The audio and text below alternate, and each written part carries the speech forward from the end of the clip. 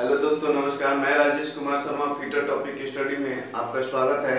Video अच्छा लगे तो लाइक सब्सक्राइब जरूर करें। हमारे चैनल के माध्यम से टेस्ट देने के लिए आप मेरे Telegram channel fitter topic study जो लिखा हुआ है उसे जरूर जुड़ें।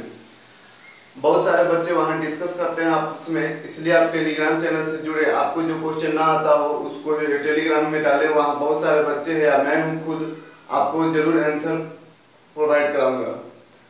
देखिए, आज हमारा जो टॉपिक है हेक्सा फ्रेम है। हेक्सा फ्रेम बहुत ही छोटा चीज है, लेकिन एग्जाम के लिए बहुत घातक भी है। हेक्सा फ्रेम बहुत छोटा चीज है, लेकिन एग्जाम के लिए घातक है। पूछिए कैसे घातक है? हम लोग हेक्सा फ्रेम तक सीमित नहीं है। हेक्सा फ्रेम तो एक लेबर क्लास का आदमी भी जानता है। हेक्सा लेना है, लाके लोहा काट देना है, वो नहीं जानना। हमको उसके बारे में जानना है कि हेक्सा फ्रेम होता क्या है, उसको कैसे चलाते हैं, कितने स्टेपों में आता है, किस तरह के ब्लेड होते हैं। अब यहाँ आप देखेंगे हेक्सा फ्रेम। हेक्सा फ्रेम की अगर बात की जाए तो फ्रेम जो होते हैं तीन तरह के होते हैं। कितने तरह के होते हैं? तीन तरह के होते हैं। सॉलिड हेक्सा फ्रेम, पहला देखिएगा ए में सॉलिड फ्रेम, बी में है एडजस्टेबल फ्रेम और सी में है डीप हेक्सा फ्रेम। अगर हेक्सा फ्रेम की बात की जाए तो एक तरफ हैंडल लगा होता है और आगे की एक तरफ जो होता है विंग नट लगा होता है। अगर आपसे क्वेश्चन पूछा जाए, देखिएगा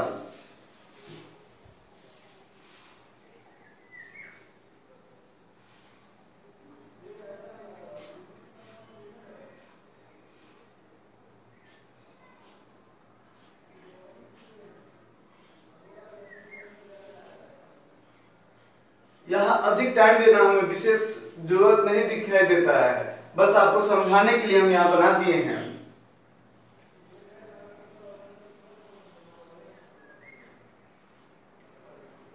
आपको समझाने के लिए दबदानी है। एक तरफ जो होता है हैंडल लगा होता है, दूसरी तरफ विंग नट लगा होता है, और ये जो होता है फ्रेम होता है।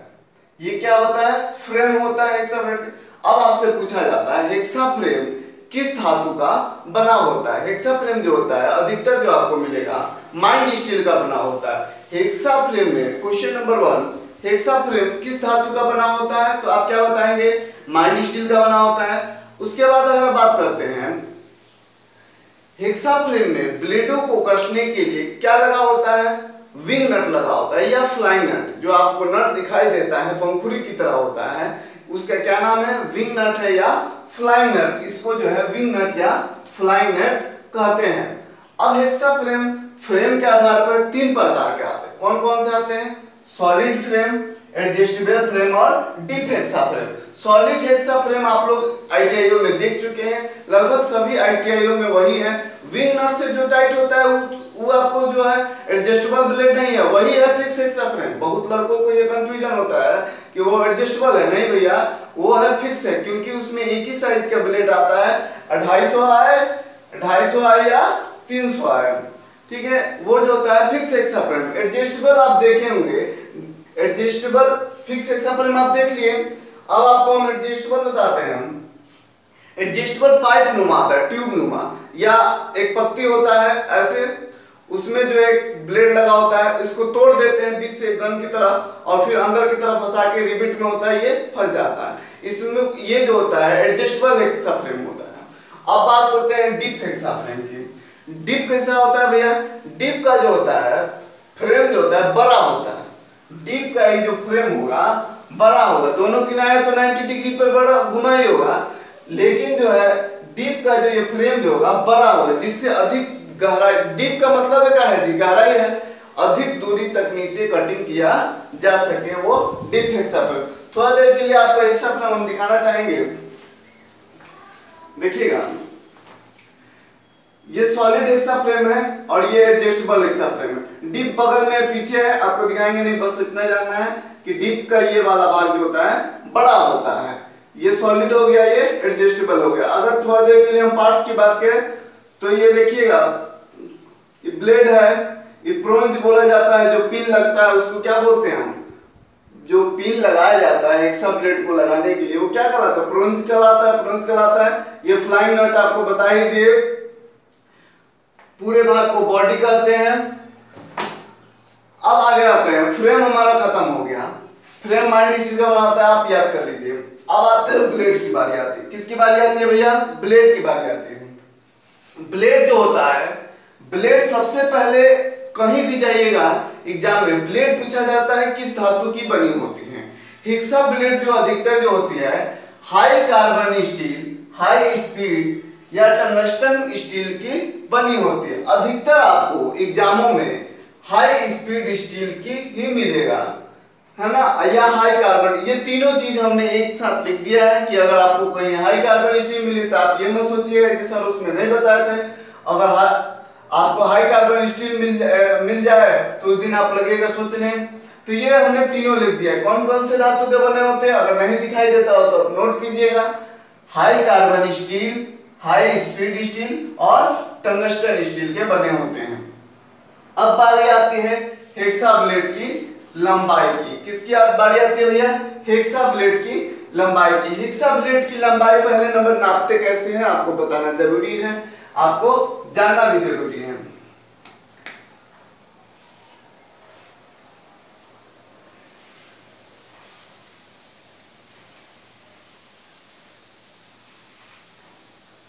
ये हमारा हेक्सा ब्लेड हो गया। हेक्सा ब्लेड की लंबाई आप लिख लीजिएगा, बहुत कंपटीशन में पूछता है। हमको कंपटीशन देना है ना कि अगर लेबरे मजदूरी करना रहता ना तो आप हम जाके किसी दुकान पे रह के नहीं काम सीख लेते हैं, सीख लेते हैं, आसानी से सीख लेते हैं, वहां तुमको कुछ लगता भी नहीं है ना। लेकिन अगर हम जब ITI कर रहे हैं तो हमको सीखने के पर्पज से कर रहे हैं, तो हमको जब पता नहीं रहेगा कि हेक्सा ब्लेड की माप कैसे लेते हैं तो कैसे जानेंगे।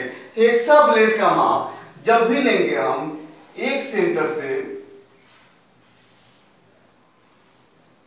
एक छिद्र से दूसरे छिद्र के केंद्र की दूरी जो होती है हेक्सा ब्लेड की लंबाई कहलाती है। क्या कहलाती है? एक छिद्र से दूसरे छिद्र की केंद्र की दूरी जो होती है क्या कहलाती है? लंबाई कहलाती है। अब जब बात करते हैं लंबाई में हेक्सा ब्लेड जो होता है कितने साइजों में मिलता है? 200, 250 और 300 mm। ये सभी जो है mm में लिखे गए। 200 mm, 250 mm और 300 mm की लंबाई में हेक्सा ब्लेड उपलब्ध होता है। अब बात करते हैं चौड़ाई की। हेक्सा ब्लेड की चौड़ाई क्या है भाई? ये जो है उसकी चौड़ाई है। चौड़ाई जो होता है कितना होता है? 13 mm से 16 mm होता है। कितना होता है बड़े भाई? 13 mm से 16 mm तक होता है। अब बात करते हैं मोटाई की। हेक्सा ब्लेड के भाई मेटल है तो मोटाई तो होगा ही। मोटाई कौन सा भाग होगा? ये वाला भाग, ऊपरी भाग। ये जो मान लीजिए कुछ देर के लिए ये ब्लेड है तो ये क्या है? इसकी मोटाई है ना, तो इसमें मोटाई कितना हो जाएगा? 0.63 से 0.80 तक mm होती है। फिर से एक बार सुनिएगा ध्यान से, अगर आप लिख रहे हैं तो लिखते चलिएगा। 0.63 से 0.80 mm तक हेक्सा ब्लेड की मोटाई होती है। अब बात करते हैं पिच। हेक्सा ब्लेड की पिच, पिच क्या होती है भैया? पहले नंबर जानिए, पिच होता क्या है? हेक्सा ब्लेड में एक दांत से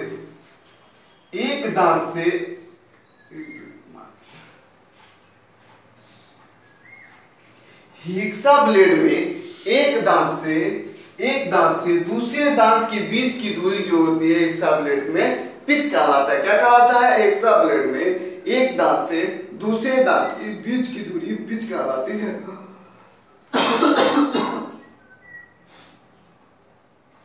है ना, पिच कहलाती है 0.8 से 1.8 mm तक। अब आते हैं, ये तो हो गया हमारा लंबाई हो गया, चौड़ाई हो गया, मोटाई हो गया और पिच हो गया। स्पेसिफिकेशन मान लीजिए हेक्सा ब्लेड का क्लासिफिकेशन कैसे करते हैं तो हेक्सा ब्लेड की लंबाई, चौड़ाई, मोटाई और पिच से करते हैं। यहाँ देखिए हमने ये भी चीज आपको क्लियर कर दिया। अब देखिए हेक्सा ब्लेड को हार्डनेस भी किया जाता है, हेक्सा ब्लेड को हार्ड भी बनाया जाता है। अब देखिए हेक्सा ब्लेड हार्डनेस के अनुसार भी 3 प्रकार के होते हैं, ऑल हार्ड, फ्लेक्सिबल और फ्लेक्सिबल सेंट्रेड। फिर से सुनिएगा, ऑल हार्ड, फ्लेक्सिबल और तीसरा है फ्लेक्सिबल सेंटर टाइप। ठीक है। अब देखिए ऑल हार्ड ब्लेड में होता क्या है, ऑल हार्ड में जितना भाग जो है ना, अब आपसे एग्जाम में पूछता भी है हेक्सा ब्लेड का कौन सा भाग हार्ड और टेम्पर नहीं होता है। भैया ये हेक्सा ब्लेड में जो छिद्र है उसके इधर वाला भाग और इधर वाला भाग, बीच का भाग, छिद्र के भाग के दोनों किनारे वाला भाग वो हार्ड और टेम्पर नहीं होता है।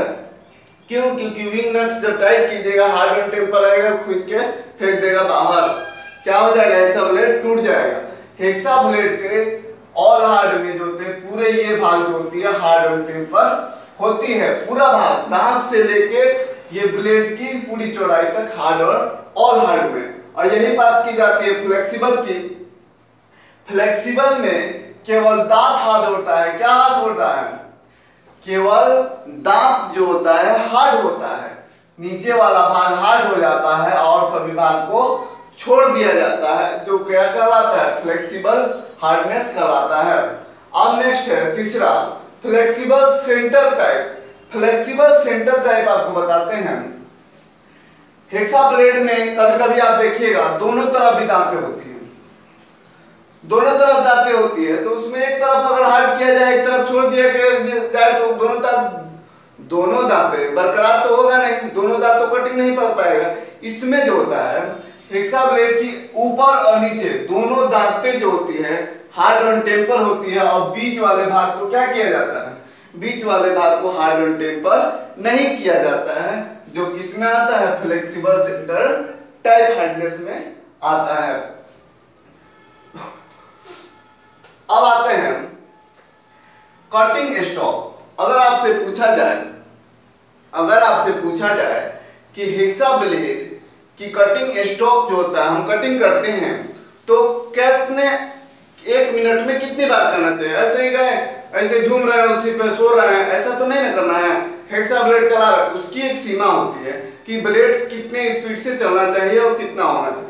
हेक्सा ब्लेड जो है एक मिनट में, यहाँ आपको लिखा गया है प्रति मिनट, एक कहने का अर्थ है एक मिनट में 40 से 50 बार बैक आगे पीछे होना चाहिए। हेक्सा ब्लेड जो होता है, हेक्सा ब्लेड एक चीज और बताते चले, हेक्सा ब्लेड हमेशा जो कटता है फॉरवर्ड कटिंग होता है। कहाँ कटिंग होता है, फॉरवर्ड। आपसे एग्जाम में पूछा जाता है कि हेक्सा ब्लेड द्वारा कटिंग करते समय बुरादे गिरते हैं अपनी तरफ या भाइस के आगे की तरफ, तो भाइस के आगे की साइड। क्यों आगे की साइड गिरती है, जब भी ब्लेड हम सेटिंग करते हैं, जब भी हम ब्लेड सेटिंग करते हैं तो दांतें जो होती है ऐसे होनी चाहिए, फॉरवर्ड की तरफ दांतें सेटिंग होनी चाहिए, ना कि दांतें अपनी तरफ होना चाहिए, ऐसे नहीं होना चाहिए, ठीक है ना, ऐसे नहीं होना चाहिए। जब भी दांतें होगा तो इस तरह से होगा, आगे की तरफ दांतों की सेटिंग होनी चाहिए हमेशा। अब देखिए यहाँ पे हमने एक चार्ट बनाया है, बहुत ही चार्ट वास्तव में चार्ट की तरह है। ये तो सोचने वाली बात है कि चार्ट मैंने समोसा चार्ट नहीं है, लेकिन समोसा चार्ट से खराब नहीं है, इतना जान लीजिए। अब यहाँ देखिए हमने ग्रेड को लिख दिया है। पिच आप जान गए, पिच जो है एक दांत से दूसरे दांत के बीच की दूरी पिच कहलाती है। प्रति सेंटीमीटर दांतों की संख्या लिखा गया है, प्रति इंच में दांतों की संख्या लिखा गया है। ये तो आप समझ ही रहे हैं, 1 इंच में दांतों की संख्या, 1 सेंटीमीटर में दांतों की संख्या। अब कर रहा है दांतों की सेटिंग, यहां हम समझते चलेंगे। ग्रेड नहीं बताए हैं, दांतों की सेटिंग नहीं बताया। काटने का धातु जो मेटल आप लीजिएगा, एल्युमिनियम लीजिएगा कि माइंड स्टील लीजिएगा कि हाई कार्बन स्टील लीजिएगा, ये आपके ऊपर डिपेंड करता है। हम लोग को यहाँ 2 चीज बताना है, दांतों की सेटिंग और ग्रेड। दांतों की सेटिंग और ग्रेड। ग्रेड जो होता क्या है, ग्रेड जो होता है हेक्सा ब्लेड में, ग्रेड जो होता है एक तरह की मोटाई होती है। क्या होती है, मोटाई होती है, मोटाई और पतलाई।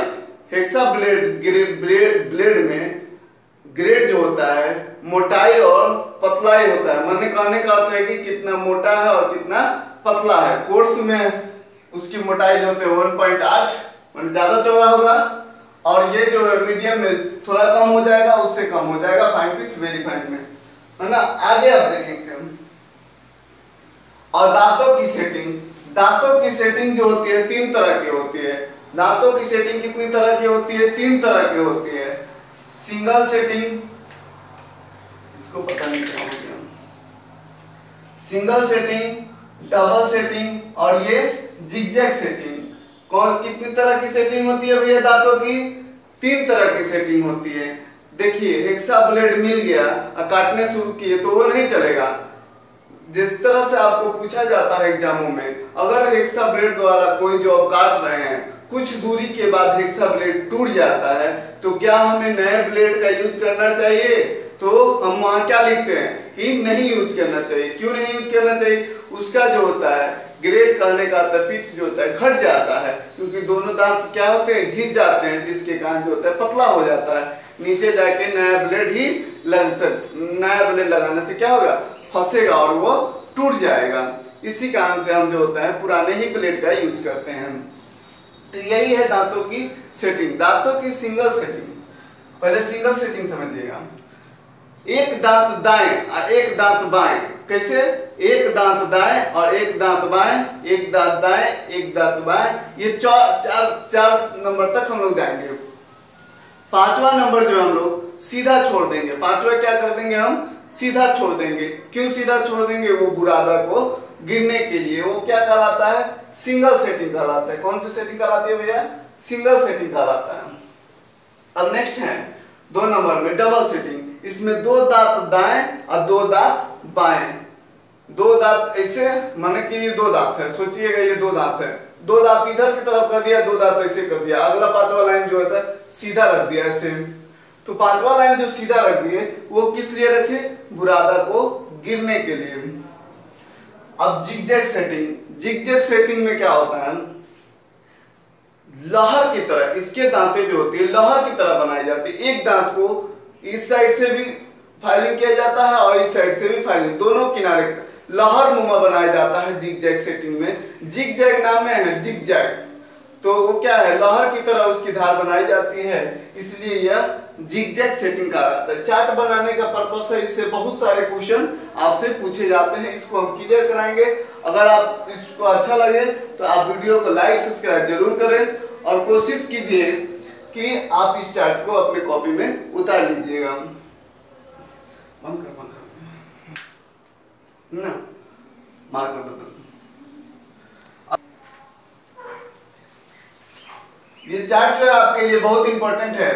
इसी से पूरा आप एग्जाम, कोई भी एग्जाम, इसरो हो, एनटीपीसी हो, सेल हो, कोई भी एग्जाम हो, आप जाइए और इस चार्ट से ना आए तो फिर राजेश शर्मा का वीडियो देखना छोड़ दीजिएगा।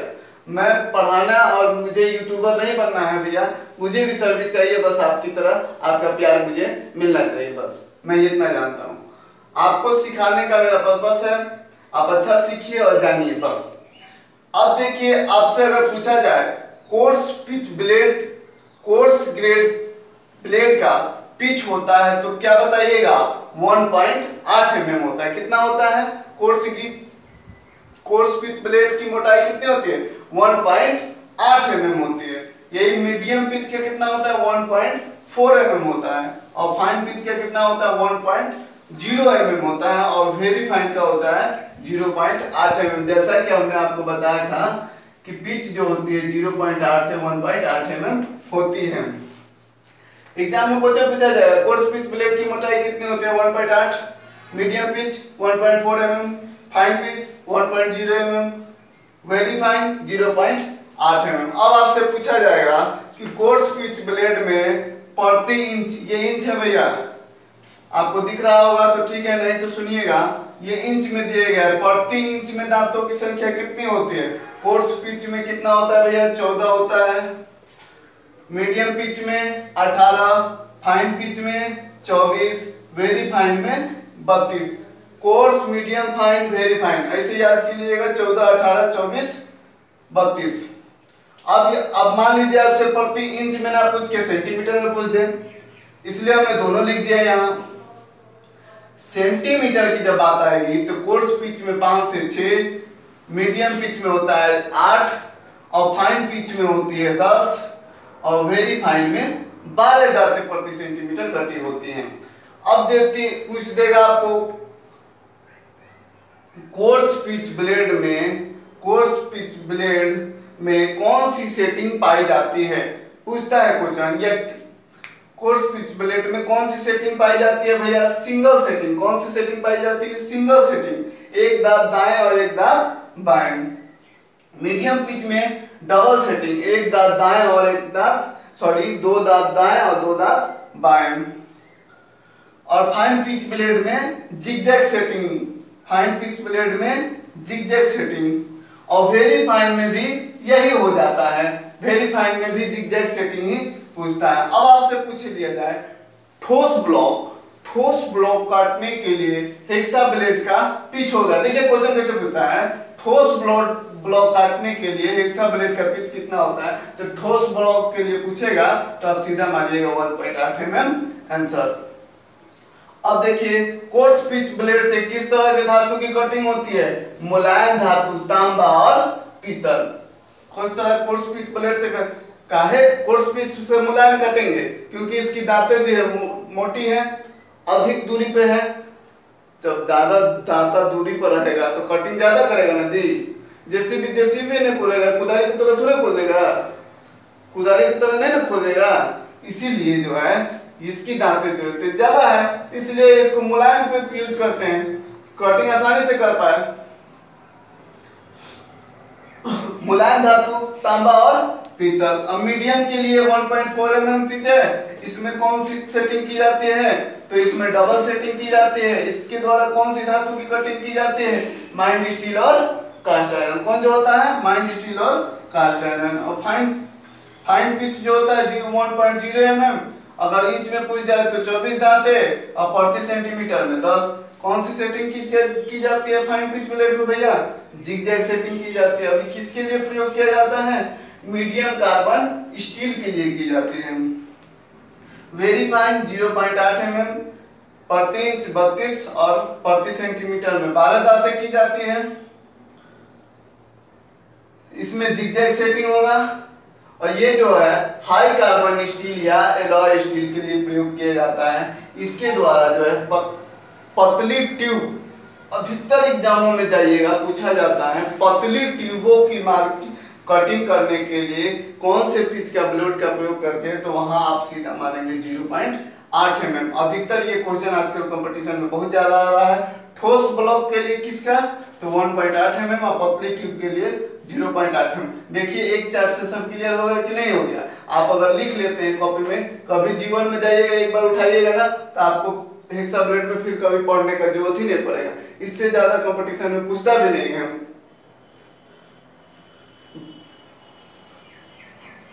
अगर आपको वीडियो अच्छा लगे तो लाइक सब्सक्राइब जरूर करें, अपने दोस्तों को भी बताएं कि फिटर टॉपिक स्टडी से जो भी पढ़ा है, बहुत कम वीडियो बनेंगे, हम जानते हैं बहुत कम वीडियो बनाए, जब टाइम मिलता है तभी हम बना पाते हैं, लेकिन जो बनाएंगे वो आपको सॉलिड देंगे और अच्छा देंगे। आप एक बार वीडियो देखिएगा और समझने की कोशिश, कमियां नहीं खोजिएगा। देखिए बहुत विद्यार्थियों की ये कमी है, या विद्यार्थियों में एक निगेटिव ऊर्जा कहिए कि वो कमियां ही खोजने लगते हैं कि इसमें अब कमी क्या है। कमी नहीं, जो सीखने वाला चीज है सीख लीजिए। अगर किसी कारणवश कोई गलती रह गया हो तो उसको छोड़ दीजिए, आपको जो अच्छा लगे उसे सीखिए।